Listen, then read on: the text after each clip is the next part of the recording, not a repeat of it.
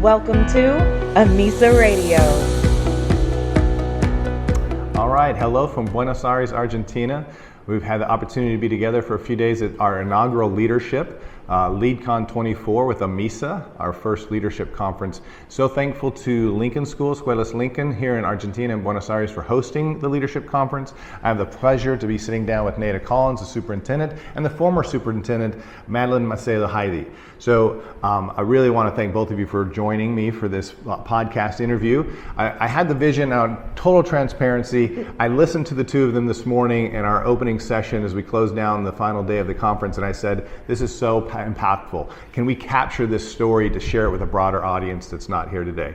What I had a chance to witness was Neida talking with the team and the whole conference theme of operational and academic leaders being together. And part of that was what, going through COVID and the pandemic, that Madeleine had been working on in terms of how the school continues to improve over the journey of a lifetime of a beautifully strong, wonderful school. And what captured for me was the essence of a transition from one head of school to the next head of school. And it's so rare for people to be able to see the genuine care and authenticity of how this journey has continued to improve, keep improving for the student lives and the community here in Lincoln. So I'd like to ask Neida to begin and kind of frame what she shared this morning with the larger audience, and then kind of hand it over. And we'll talk this morning about kind of what happened and be able to share with you what was a beautiful moment and really wonderful sharing. So Neida, over to you. Thank you, Dereck. The leadership team, the academic and operational leadership teams have all had a chance over the past couple of days to have a strong and fantastic conference working together. What has really been the mission of Lincoln this morning was to not just talk about elevating leadership, both academic and operational, but elevating teams and how our academic and operational teams have come together. And so to that end, I was able to share a little bit about how we built our team, how we increased vulnerability, and how we increased trust. And then the team stood up and they shared. So different matches of my operational and academic leadership told stories about how they've supported each other. What's really powerful, I think, is when academic and operational sit down together, rather than talking about what are the limits and how an academic leader needs to function within the operational limits. The conversations are rather, how can the operational team support the vision of academic within the limits they have to manage? So we really seek to say yes, rather than to seek to set limits. We're really grateful, and Madeleine and I have talked about this several times, so not on film, this will be the first time on film, but Madeleine and I have talked about several times how she came in and made a ton of hard decisions in her first year here, and then went onto screens. In the school year 2019-2020 was Madeleine's first year. She made a ton of tough decisions and really looking to support and structure the success of the school, and then COVID hit, and so Madeleine didn't have a chance to rebuild those connections and relationships as readily because we were all on screen for the next 2 years. And she actually started working with me super early in our transition process and helping guide me through some of the things that she had laid the foundation work for, the ways that we could work together to support the success of Lincoln. Yeah.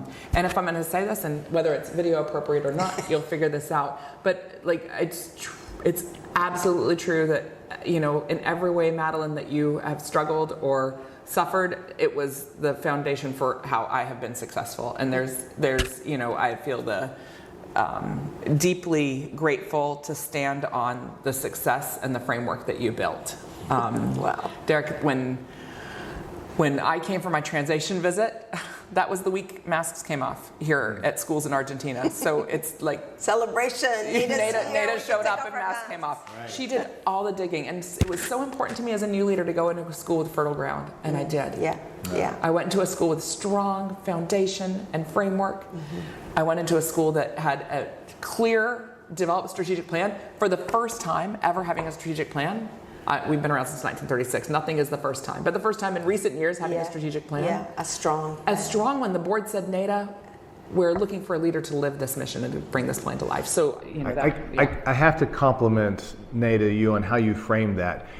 in life, it's how we frame things. We either see the glass as half empty or half full. We either come from a deficit mentality or an abundance mentality.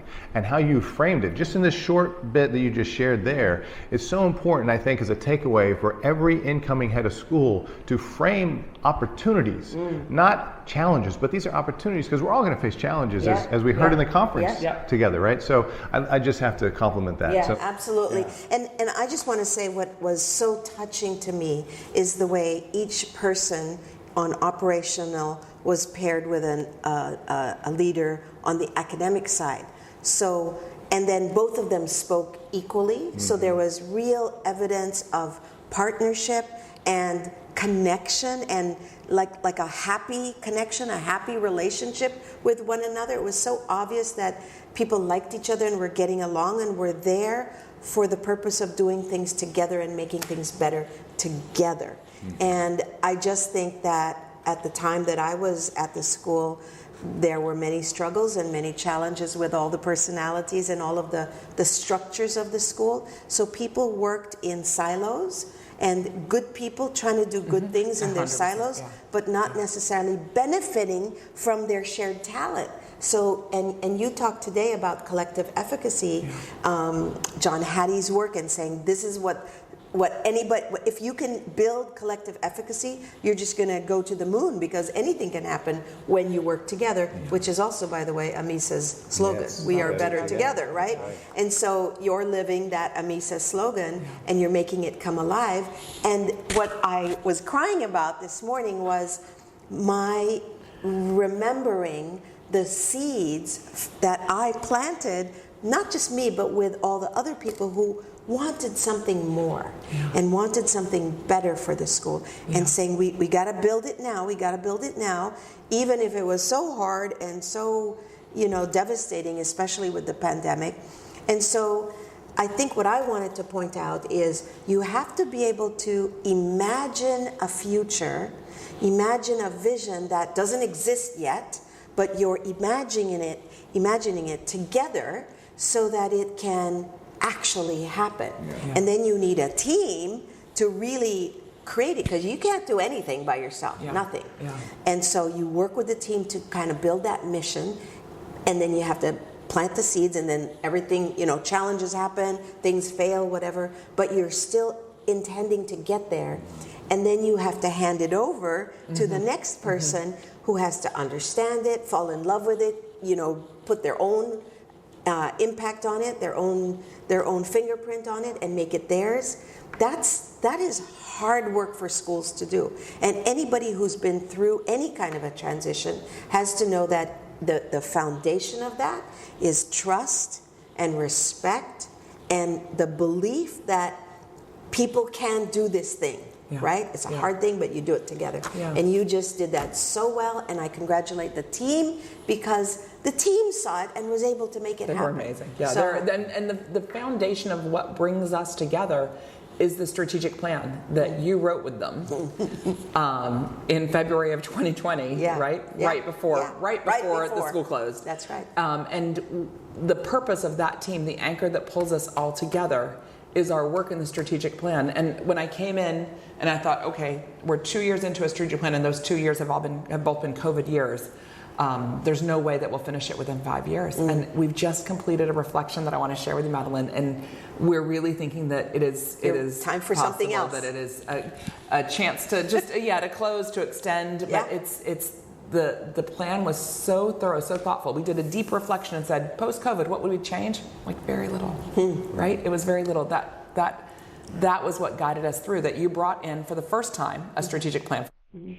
Well, we've had many takeaways from this short podcast interview, and I just want to really congratulate the community of Escuelas Lincoln. Thank you for hosting AMISA's Leadership Conference, our first inaugural leadership conference. For those watching, we're going to be in Cartagena, Colombia next October, so come take part in the learning. We're looking forward to being in Cartagena with the COHOA, our host school, Colegio George Washington, and we're super excited to be heading there a year from now. So thank you for tuning into this short interview. And again, I congratulate Madeleine and Nada on all the work we've done together. Thank you.